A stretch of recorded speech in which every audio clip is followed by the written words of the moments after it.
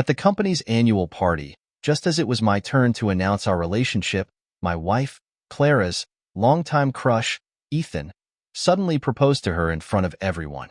Not only did Clara not refuse, but she laughed delightedly and promoted him to the new department head. The entire company erupted in cheers, celebrating her newfound love. Someone beside me, noticing my lack of reaction, nudged me and asked, "David, you've been the CEO's assistant for 9 years. Shouldn't you react somehow?" I walked onto the stage with a smile, took off my wedding ring, and tossed it to Ethan. "How can you propose without a ring? Here, take this one."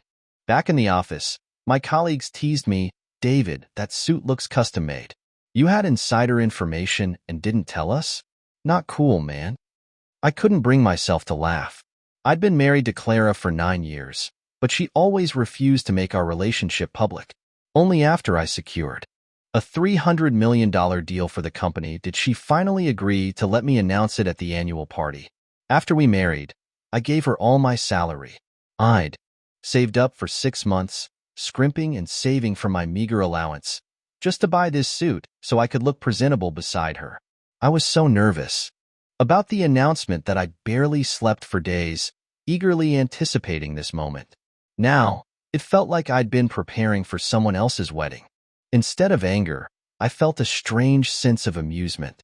I started clapping, "Congratulations to both of you. I wish you a long and happy life together." The other employees, thinking it was Clara's cue, joined in the applause, making the happy couple look incredibly awkward. Ethan panicked and grabbed my hand. "David, let me explain." He started gasping for air, unable to breathe. Clara panicked. "Ethan's having an asthma attack. David, get a car and take him to the hospital now." The proposal turned into a farce, and the crowd quickly dispersed. I directed a few colleagues to help carry Ethan to the car.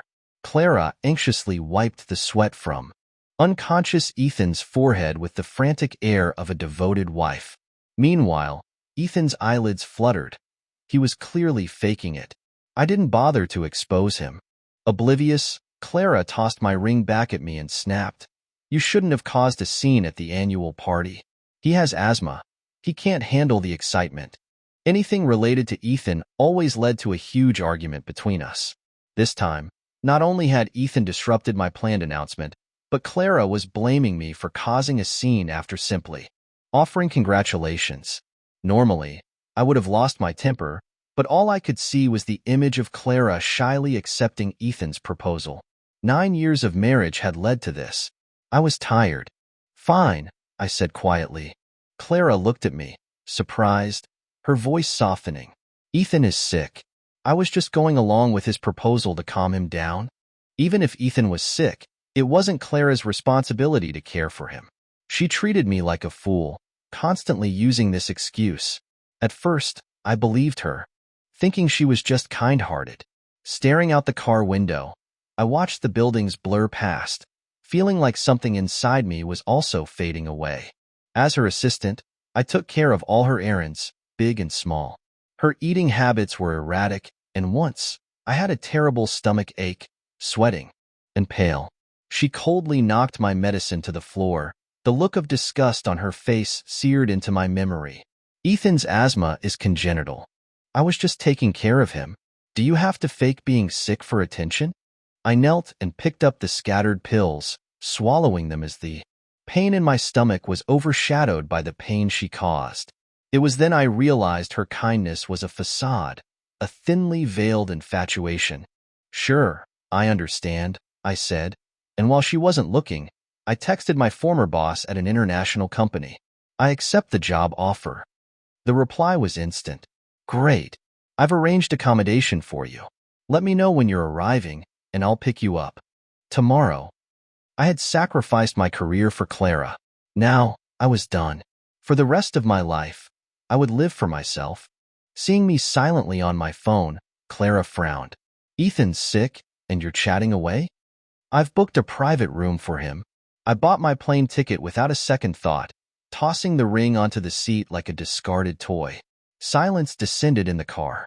Clara, realizing she had misjudged my silence, awkwardly offered to reimburse me.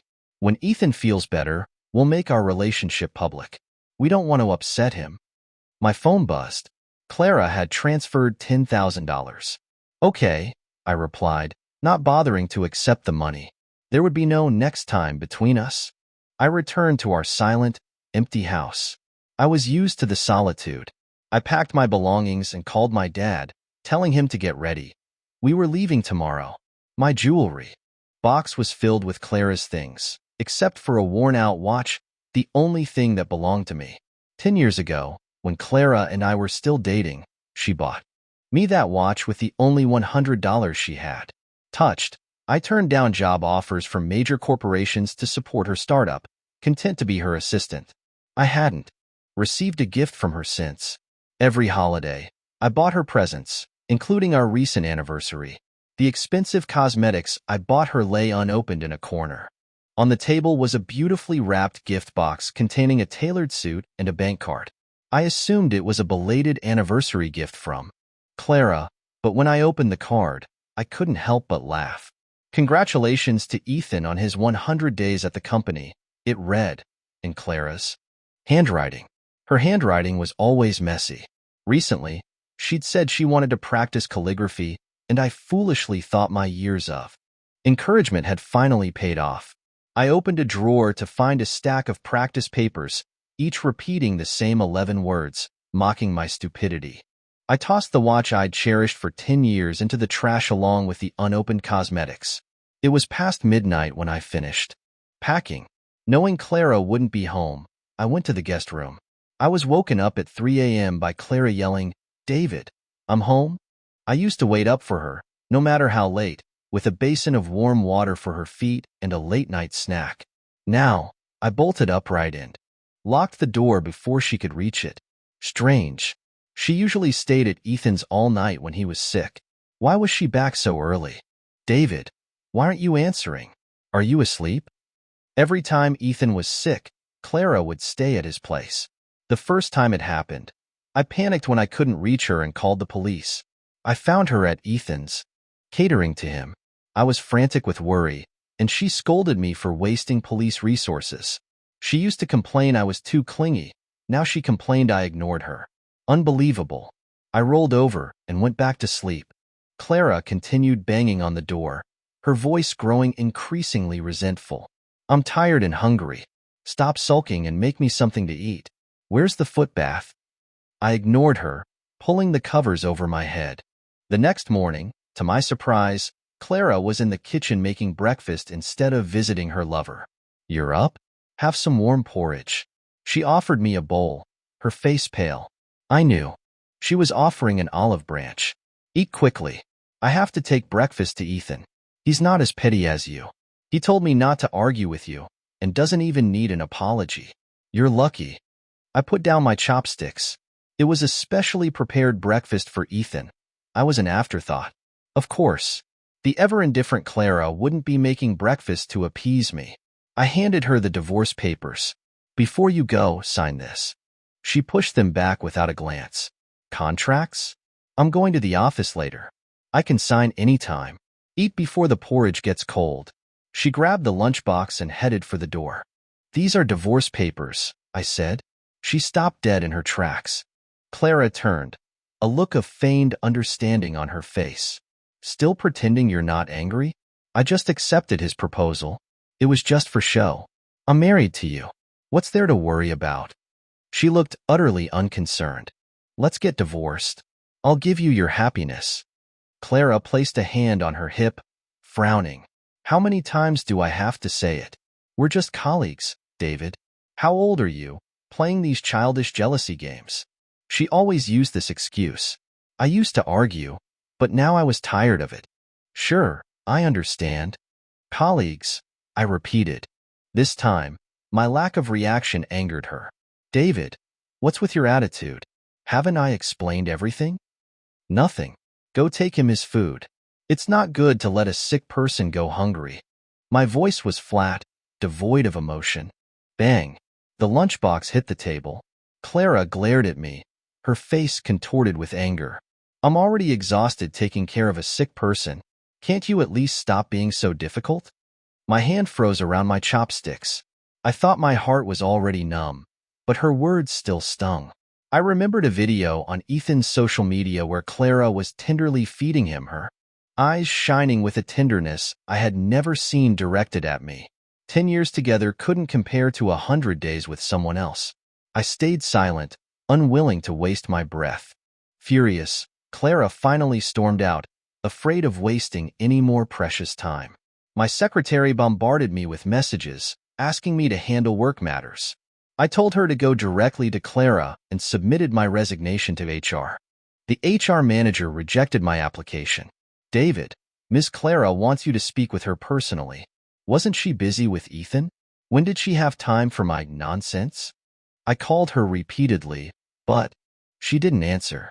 I checked Ethan's social media and, as expected, found Clara there. Ethan was being discharged from the hospital, and Clara was personally welcoming him back to the company. I took a cab to the office. My colleagues avoided me like the plague.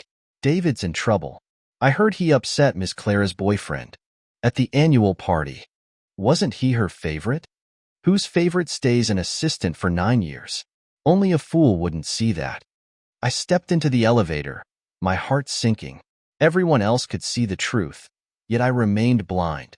I'd secured countless deals for the company, yet remained an assistant for 9 years. Ethan, after only 3 months and barely knowing how to use a computer, was now a department head. Whose side Clara was on was crystal clear. Yet, I only realized it after I was already broken. The elevator doors opened to a cacophony of congratulations for Ethan's recovery. The 20-something-year-old Ethan shook hands with everyone, basking in the CEO's favor. Even his superiors were bowing and scraping. Ethan, when are you and Miss Clara getting married? Don't forget to invite us to the wedding. With the wedding and a baby on the way, you're a winner in life, Ethan. Ethan blushed, gazing at Clara. Clara smiled, a silent confirmation. It was laughable. Once, when someone noticed the subtle tension between Clara and me and started a rumor, Clara was furious. She fired the employee and forbade office gossip. After Ethan's arrival, that rule was abolished. It wasn't gossip she disliked. It was gossip about me. My appearance silenced the room. Everyone stared, curious and disdainful, waiting to see my fate. Well, if it isn't the resigning assistant, Clara said, her eyes icy. It's 11 a.m. now. You're 2 hours late. That's half a day's absence. I knew she was angry, but after 10 years of appeasing her, I was done. I had made my intentions clear, yet she clung to her charade. Did she really think the world revolved around her? Seeing my silence, Clara's face darkened. You said you weren't competent enough to be an assistant? Fine. Go work in the cleaning department. Claiming incompetence was just an excuse to resign. As CEO, Clara knew how much I contributed to the company. Now, to humiliate me, she was willing to say anything. How childish. Ethan's face fell, and he tugged at Clara's arm, feigning concern. Clara, that's not fair. David is very capable. The other employees exchanged glances. Everyone knew my contributions. Tired of this pointless struggle, I waved my hand. No need. Just sign the papers. Clara froze, about to speak when Ethan's eyes welled up with tears. It's all my fault. I'm not worthy of this position. David should have it. You earned your promotion. Let's see who dares question it.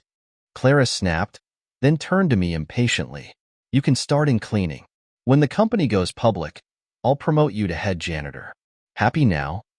Another empty promise. Even God himself couldn't eat the cake she baked. Was she trying to fool a child? I glanced at my watch. Sorry, but I have a flight to catch. We can talk when I get back from the States. What are you doing going abroad? Shock flickered across Clara's face. She paused, then asked tentatively, Are you going on vacation? I'll join you when things settle down. Don't be rash. The company is in a crucial phase. I can't leave. I always wanted to travel with her, to see the world. She always poured cold water on my suggestions, asking what was so interesting about scenery. Wouldn't it be better to close more deals?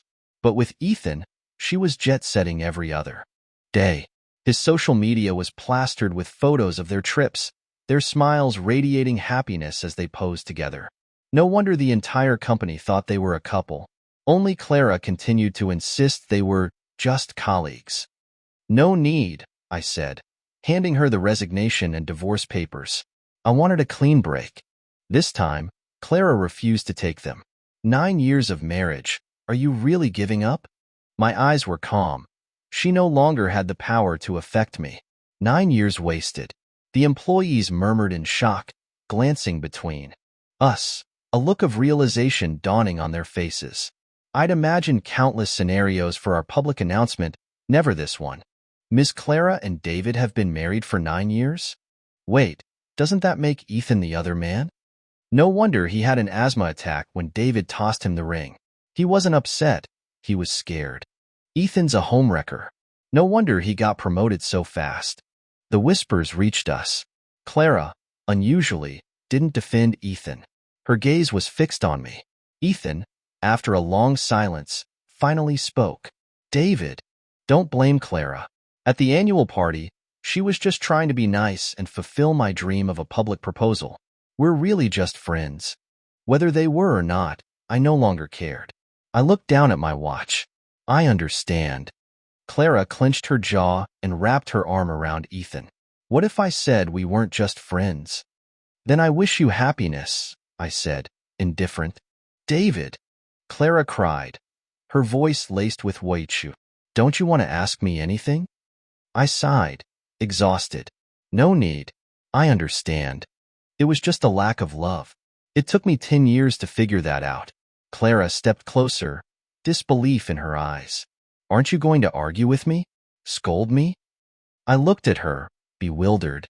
She used to complain I was too argumentative. Now she complained I wasn't arguing enough. "Miss Clara, stop this. You're both wearing matching outfits. You're a perfect match. Don't make things difficult for a lowly employee like me." I was wearing a discounted suit, my white shirt faded from countless washes. Ethan, in the custom-made suit Clara bought him, looked young and dashing. "Do you know how hard we've worked to get here?" Clara asked. "Are you willing to give up all this wealth?" I chuckled bitterly. "For the past 10 years, I've lived on $50 a month, needing your approval for every expense. Do you know how hard it's been for me?" It was ironic. I couldn't even afford to dine out with friends for fear of the bill. They thought I was stingy, married to a rich wife, and drifted away. I fought for everything, only to end up alone. Clara was silent for a moment, then handed me her payroll card. "I never touched your salary. If it's about money, you don't have to give it all to me anymore." I pushed the card back. Let's not talk about the past.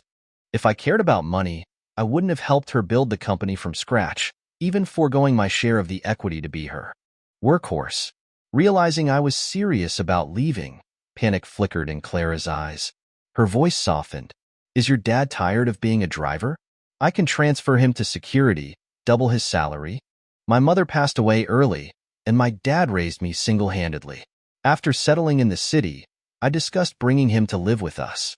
Clara always complained he was a freeloader, so she unilaterally arranged a driver's job for him. We had a huge fight, and my dad mediated, saying he preferred having a job. That's how we made peace. Yet, in her first year of success, Clara bought her parents a mansion back home, hired several maids, and sent them a generous monthly allowance. Shame washed over me. My constant concessions had hurt not only me but also my dad. He never complained, even giving me money, saying our happiness was more important than anything. Yet, I still failed him. No matter how hard I tried, this marriage was over. I lowered my head, and they mistook it for surrender. Ethan praised Clara profusely. "Clara, you're so kind." "David, you should be grateful for such a wonderful wife." I scoffed. "Thank you then." Being a CEO for so long had made Clara forget we built this company together. Unaware of my sarcasm, Clara, suppressing her joy, said, "I'll arrange it right away." I stopped her. "I'll take care of him. Don't bother yourself." The smile froze on Clara's face. Ethan, practically jumping to sign the papers for her, urged her on, but Clara stalled.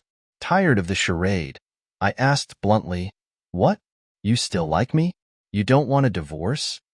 Clara looked away, hiding her unease. Don't flatter yourself. I'm worried about you taking half the company's assets. It would ruin us.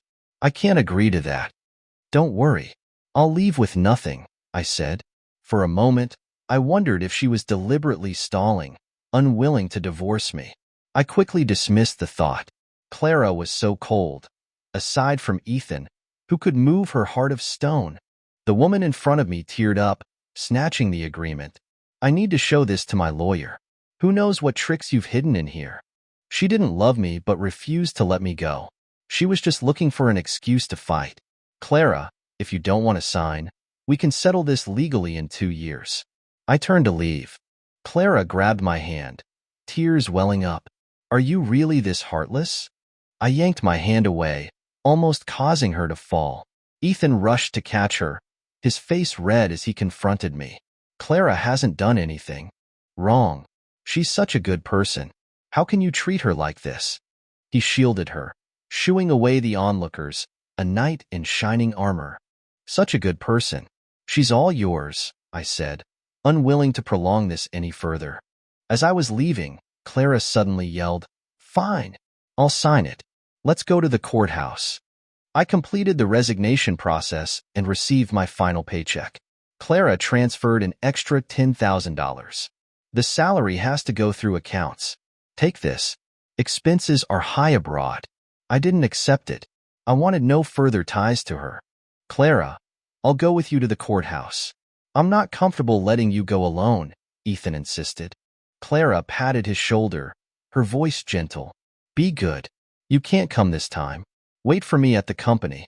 Rejected, Ethan turned to me. David, are you jealous? Let him come. It'll be less awkward, I said. Clara didn't respond, leading the way in silence. To avoid suspicion, I'd never ridden in her car before. It was filled with bobblehead dolls of her and Ethan. Clara awkwardly shoved them aside as she got behind the wheel.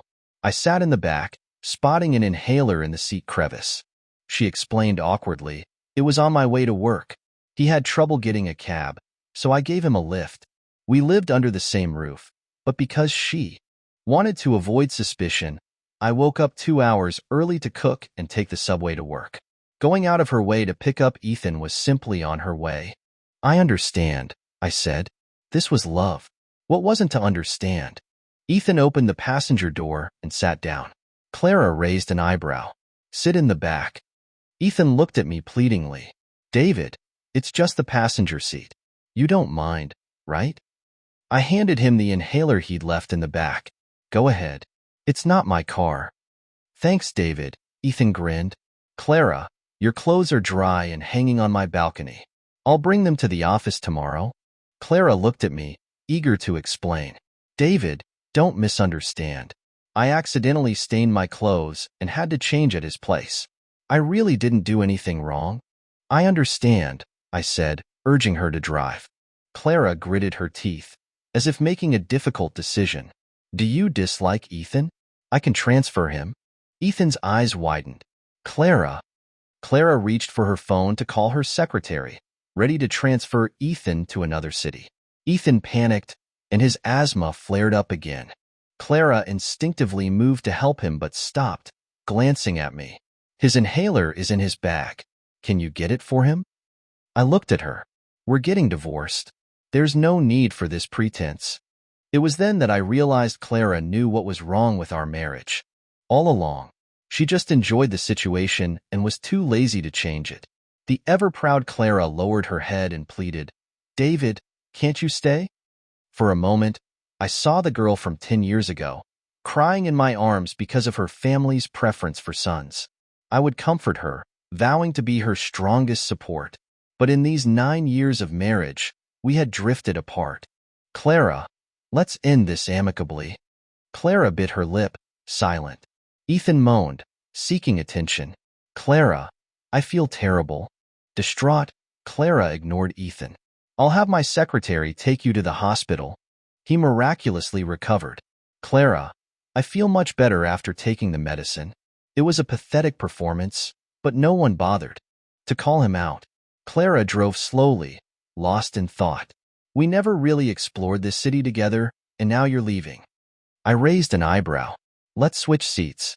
I'll drive. This city held only painful memories. I had nothing to cherish. Ethan chuckled. David, you didn't know? Clara's a great driver. She drove the SUV on our last camping trip. I was terrified, and I'm a guy. At my insistence, Clara finally sped up. Were you two always going camping?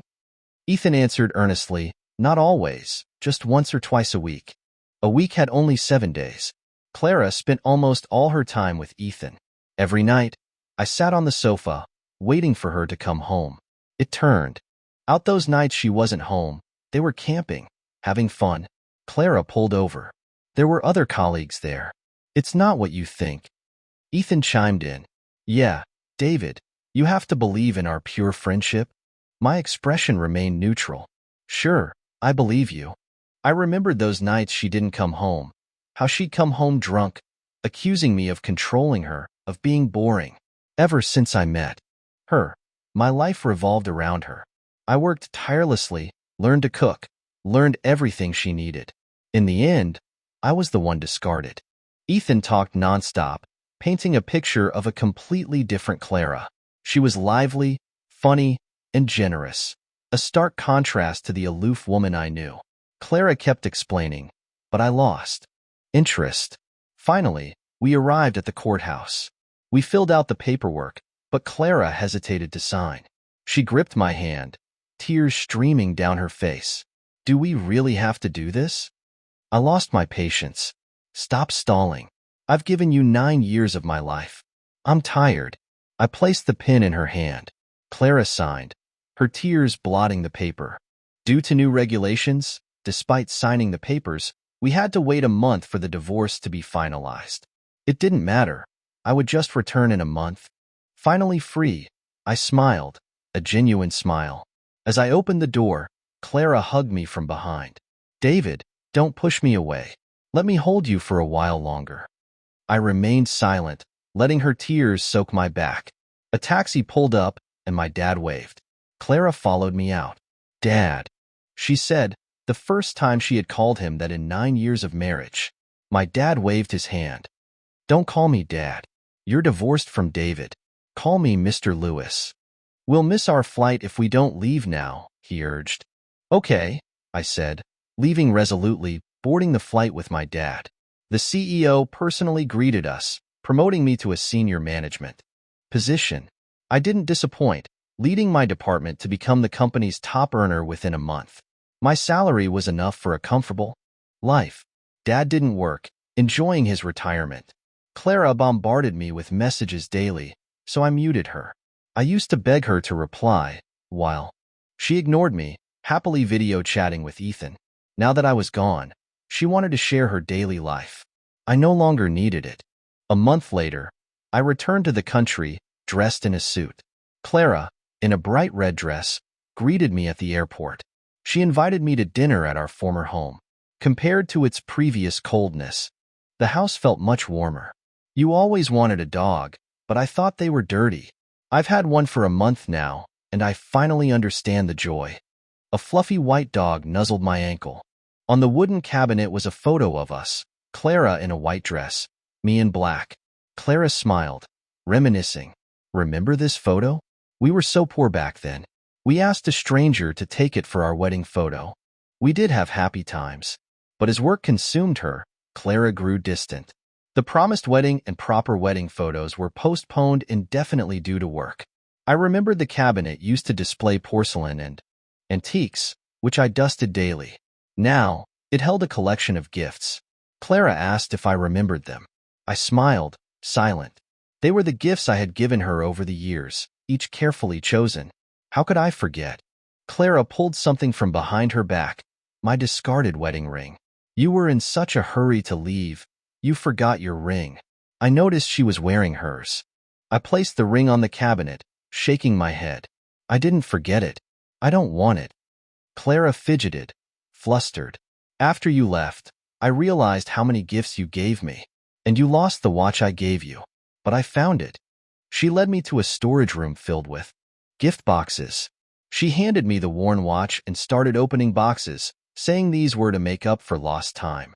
I tossed the watch. The glass shattered, the hands stopping. I had it repaired. It took so long, Clara cried, picking up the pieces, reaching for the shards of glass. I shook my head. Broken things can't be fixed. Like this shattered glass, no matter how you try to piece it together, it won't be the same. Undeterred, Clara carefully collected the fragments, her gaze unwavering. I'll fix it. I was speechless. If not for finalizing the divorce, I wouldn't bother with this charade. Seeing her attempt to reminisce, to salvage our broken relationship, I interrupted. Weren't you going to make dinner? Clara snapped out of it, putting the things away and going to the kitchen. The meal was already prepared. All my favorite dishes. In all our years of marriage, she never knew what I liked. Now, divorced, she suddenly knew everything. Too little, too late. She handed me chopsticks, wearing an apron. Try my cooking. After you left, no one cooked for me. I couldn't stand takeout or restaurants, so I had to learn. Thank you, I said, eating in silence. The food was decent. Some red wine, she offered. I declined. I have a flight tonight after the courthouse. Work is busy. I shouldn't drink. Clara's face fell. She sat opposite me, staring at the wine bottle. Finally, she spoke. I fired Ethan. No one will interfere with our marriage again. I frowned, putting down my chopsticks. Before I could speak, Clara continued, I'm ready to leave the company, to come live with you abroad. I'll be a housewife, you can work, and we can start a family. I cut her fantasy short. Clara, there's no need. I'm here to divorce you, not reconcile. Clara lowered her head. Can you give me another chance? I stood, putting on my coat. If you don't want a divorce, I'll leave. I'm busy. I'm sorry, David. I was wrong, she said, following me. I've cut off all contact with Ethan. Why can't you trust me again? I stopped, looking at her tear-stained face, unmoved. Let's move on. I don't owe you anything. Clara cried, finally agreeing to go through with the divorce. Leaving the courthouse, divorce certificate in hand, I boarded my flight, likely never to return. Clara followed, her eyes filled with tears. As if anticipating her words, I interrupted. No need for hugs. Goodbye. Or rather, I added, goodbye forever.